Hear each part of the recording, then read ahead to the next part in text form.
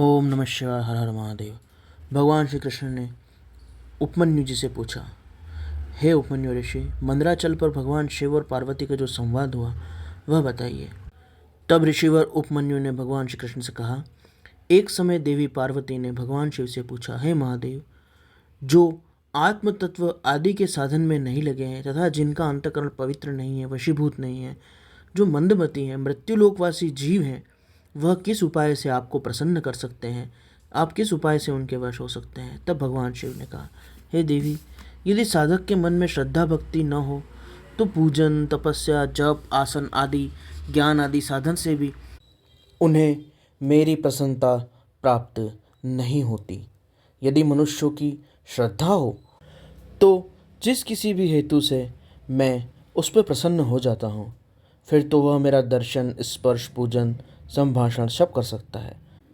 अतः जो मुझे प्रसन्न करना चाहे उसे सबसे पहले मेरे प्रति श्रद्धा करनी चाहिए। श्रद्धा ही सारे धर्म का हेतु है और इस लोक में वर्ण, आश्रम आदि की रक्षा करने वाली जो तत्व है वह श्रद्धा ही है। जो मानव अपने वर्ण, आश्रम और धर्म का पालन करता है उसकी मुझ में श्रद्धा हो जाती है। यह वेदोक्त वर्णित वर्णाश्रम धर्म वेदों द्वारा ही सिद्ध है। पूर्व काल में ब्रह्मा ने मेरी आज्ञा से ही इसका वर्णन किया था। ब्रह्मा जी का बताया हुआ वह धर्म अधिक धन के द्वारा साध्य है तथा अनेक प्रकार के क्रियाकलाप से युक्त है। उससे मिलने वाला अधिकांश फल अक्षय नहीं है एवं उस वेदोक्त वर्ण आश्रम धर्म के पालन के लिए धन की बहुत आवश्यकता होती है और उस धन को प्राप्त करने के लिए बहुत क्लेश उठाने पड़ते हैं। कर्मों के जंजाल में फंस के दुखी होना पड़ता है। परंतु उस वर्णाश्रम धर्म का पालन करते हुए अगर किसी को दुर्लभ श्रद्धा प्राप्त हो जाए, मेरे प्रति वह श्रद्धावान हो जाए, तो उस वर्णाश्रमी मनुष्य का अनन्य भाव से मेरी शरण में आने का मार्ग खुल जाता है। उसी सुखद मार्ग से उसे धर्म, अर्थ, काम और मोक्ष प्राप्त हो जाते हैं। वर्णाश्रम संबंधित आचरण को मैंने ही बार बार सृष्टि किया है। जो वेदोक्त धर्म के अंदर श्रद्धा रखते हैं उन्हीं को मेरी उपासना और भक्ति का अधिकार है, दूसरों को नहीं।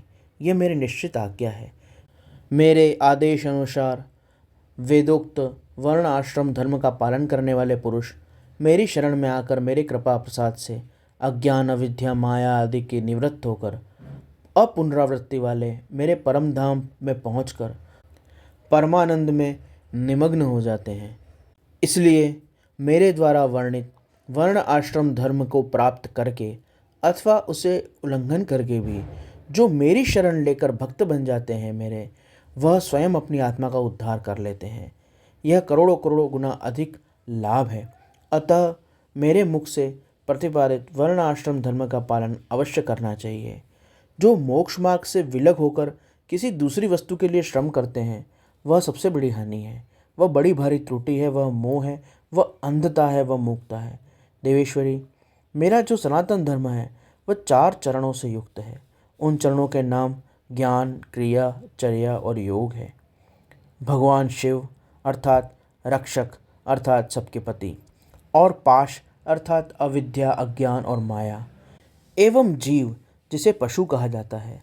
इस जीव रूपी पशु, माया रूपी पाश और इन सबके रक्षक और आधार होने वाले भगवान श्री शिव जी का ज्ञान ही ज्ञान कहलाता है। गुरु के अधीन रहकर विधिपूर्वक जो चक्रों के शोधन का कार्य होता है उसे ही क्रिया कहते हैं, उसे षड्व शोधन भी कहते हैं, उसे भूशुद्धि भी कहा जाता है। इसके बाद जो वर्णाश्रम युक्त भगवान की पूजा आदि धर्मों का अनुचरण है वह आचरण का नाम चर्या है।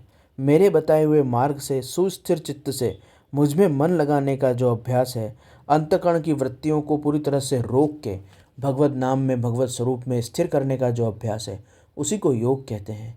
हे देवी, चित्त को निर्मल और प्रसन्न बनाना सर्वश्रेष्ठ है। वह हजारों यज्ञ और धर्मानुष्ठानों से भी बढ़कर है, क्योंकि वह मुक्ति देने वाला है। विषय भोग की इच्छा रखने वालों को यह योग द्वारा प्राप्त मन की प्रसन्नता और शांति दुर्लभ है। जिसने यम, नियम, आसन आदि द्वारा इंद्रियों पर विजय प्राप्त कर कर उन इंद्रियों को मुझ में लीन कर दिया है, एकाग्र समाधिस्थ कर दिया है, उसी विरक्त पुरुष के लिए योग सुलभ है। योग पापों को हर लेता है। संसार की नश्वरता का ज्ञान होने से तत्व का, ईश्वर के सर्वरूप का ज्ञान होता है, उसकी सर्वव्यापकता का, उसकी सर्वसमर्थता का ज्ञान हो जाता है और उस ज्ञान को प्राप्त करके मनुष्य योग में सफल हो पाता है। योगज्ञ पुरुष अगर पतित भी हो तो वह मुक्त हो जाता है, क्योंकि वह योग को जानता है, अर्थात उसने अपने मन, बुद्धि, चित्त को परम तत्व से, भगवान के नाम और स्वरूप से एकाकार कर लिया है, जोड़ लिया है। उसने अपनी सभी वृत्तियों को, मन, बुद्धि, चित्त को रोक कर और परमात्मा के नाम और स्वरूप में निरुद्ध करके समाधि और ध्यान को प्राप्त किया है। जगत की नश्वरता का उसे अनुभव है।